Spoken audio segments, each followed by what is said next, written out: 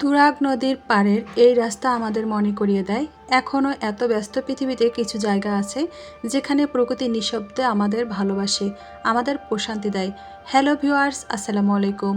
সবাইকে ওয়েলকাম করছি আমার নতুন একটি ব্লগ দেখার জন্য। আজকের ওয়েদারটা খুব একটা বেশি ভালো ছিল না, সারাদিনে অঝড় বৃষ্টি। তারপরেও আজকে প্ল্যান করলাম বাসায় থাকবো না, কি করা যায়। সঙ্গে নিয়েছি আমি রেইনকোট।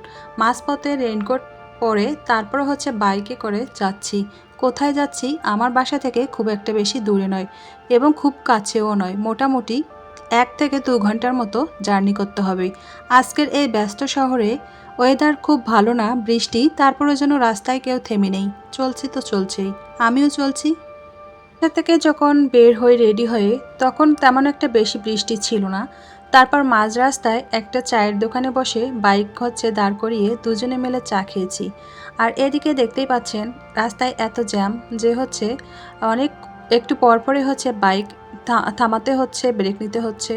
এভাবেই পুরোটা পথ যেতে হবে। এই রাস্তাটা গাজীপুর চৌরাস্তার আগে।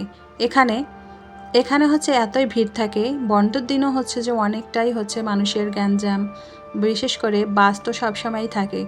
আর এদিকে দেখেন শরতের হাওয়া এখনও ধীরে ধীরে ঠান্ডা হয়ে আসছে।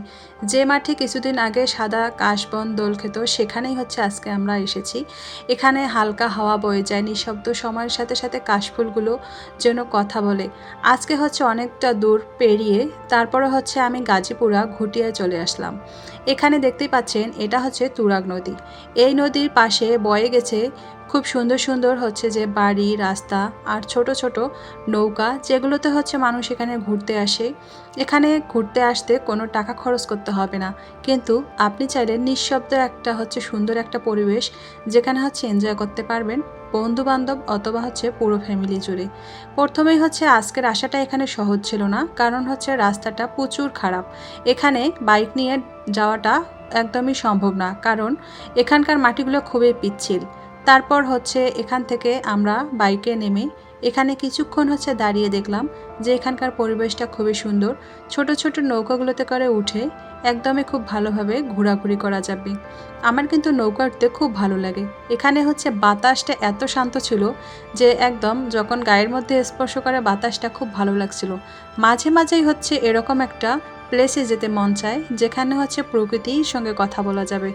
পানি, বায়ু, তারপরে এখানকার নৌকা পরিবেশ, জেলেদের মাছ ধরা, আর গাছপালা। ওই যে দূরে দেখতে পাচ্ছেন একটা সুন্দর গাছ, মনে হয় যেন একটা ছোট্ট একটা দ্বীপ। এখানে মন চাইছিল পুরো একটা টিম নিয়ে একটা পিকনিক করি, কিন্তু আসলে ওই সাধ্য তো আমার নেই, আর আমার কোনো টিমও নেই। তাই মাঝে মাঝে একা একা অনেক কিছু অনুভব করি, ভালো লাগে। গাছটা কিন্তু আমি জানি না, এত দূর থেকে বোঝা যাচ্ছে না ওটা কিসের গাছ। কদম গাছ হলে কিন্তু বেশি একটা ভালো হবে। আর এটা তুরাগ নদী। তুরাগ নদীর ওই সাইডে ওপারে অনেক দূরে একটা ব্রিজ খুব সুন্দর। আর এদিকে এখানে কিছুক্ষণ থাকার পরে দেখা গেল যে জেলে ভাইরা চলে আসছে নৌকাতে করে, তারা মাছ ধরবে। আমিও এখানে কিছুক্ষণ দেখলাম যে নৌকাটাতে কিন্তু উঠা খুব একটা ইজি ছিল না, হলে হয়তো বা আমি নিজেই হয়তো আগে উঠে পড়ে যেতাম।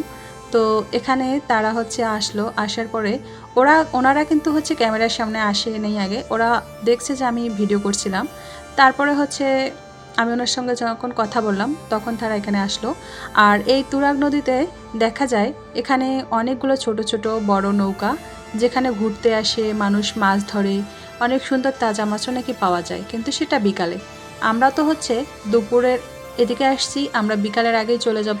তাই মাছ কিনতে চেয়েছিলাম, আজকে মাছ কেনা হবে না।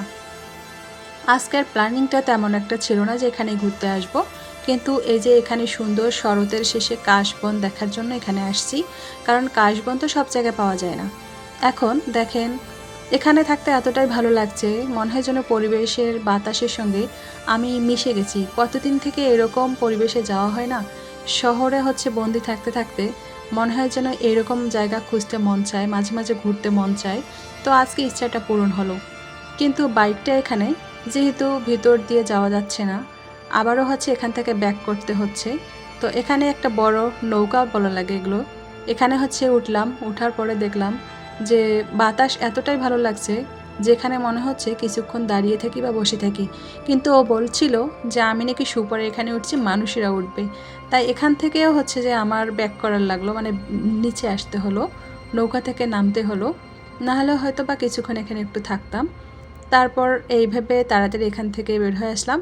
আর মূলত আমরা নাকি ভুল রাস্তায় এসেছি, মানে বাইকে করে এসেছি তো। আর এই যে এটা কী বলে, নোঙ্গর, নৌকার সম্ভবত নোঙ্গর বলা হয় এটাকে। কিছুক্ষণ আগেও এখানে একটা ছোট টিম ছিল, ছোট ছোট ছেলেরা, যারা হচ্ছে নৌকায় বসে অনেক গল্প টল্প করছিল, মজা করছিল। তো এই যে আমার কিন্তু মাঝে মাঝে মনে হয় নির্জন এলাকা, নির্জন, যেখানে হচ্ছে প্রকৃতি ছাড়া কোনো কিছুই থাকবে না, শহরের কোনো কোলাহল থাকবে না, মুক্ত বাতাস, পাখিদের হচ্ছে গান, তারপরে এরকম মনোমুগ্ধকর পরিবেশে আমার মাঝে মাঝে যেতে মন চায়।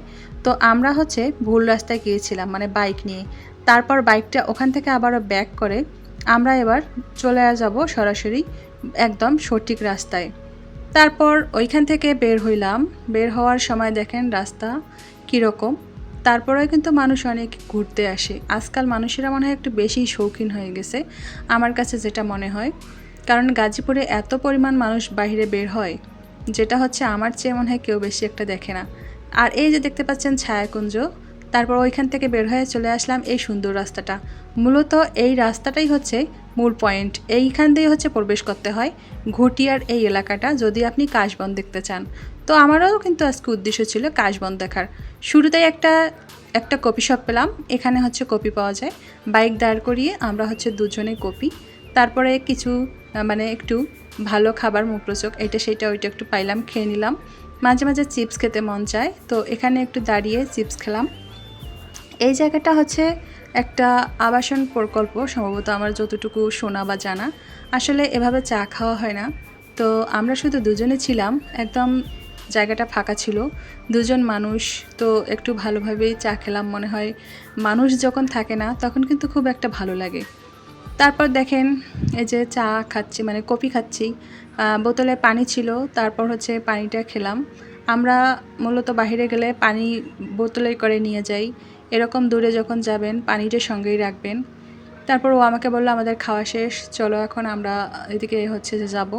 তো আমি ওকে বললাম যে আচ্ছা ঠিক আছে। ও আবার মাঝে মাঝেই হচ্ছে যে আমাকে ঘুরতে নিয়ে যেতে পছন্দ করে, আমিও পছন্দ করি ঘুরতে যেতে। আর হচ্ছে আমার কাছে মনে হয় যে আরও যদি কিছু পছন্দের মানুষ সাথে থাকতো তাহলে মনে হয় ঘোরাঘুরিটা বেশি ভালো হতো। তো আমরা এখন এই রাস্তাটা দিয়ে হচ্ছে ভিতরে প্রবেশ করব। এই যে দেখেন রাস্তাটা এত সুন্দর, আমার কিন্তু বাইকে উঠতে মন চাচ্ছে না। ওকে বললাম যে তুমি একটু আমাকে ভিডিও করে দাও, রাস্তাটাতে আমার হাঁটতে খুব ইচ্ছা করছে। তো এখন হচ্ছে আমরা মূল রাস্তাটায় হচ্ছে প্রবেশ করলাম। এই রাস্তাটায় ঢোকার পরে কী কী দেখব, আর হচ্ছে কীরকম কাশফুল, কীরকম দেখতে, সব কিছু সুন্দর, সব কিছু আপনাদের মধ্যে শেয়ার করব। আজকে হচ্ছে আমার এই ভিডিওতে এটাই হচ্ছে প্রথম পর্ব। দ্বিতীয় যদি ভালো লাগে তাহলে হচ্ছে যে আমি আবারও হচ্ছে দ্বিতীয় পর্বটা আপনাদের মধ্যে শেয়ার করব।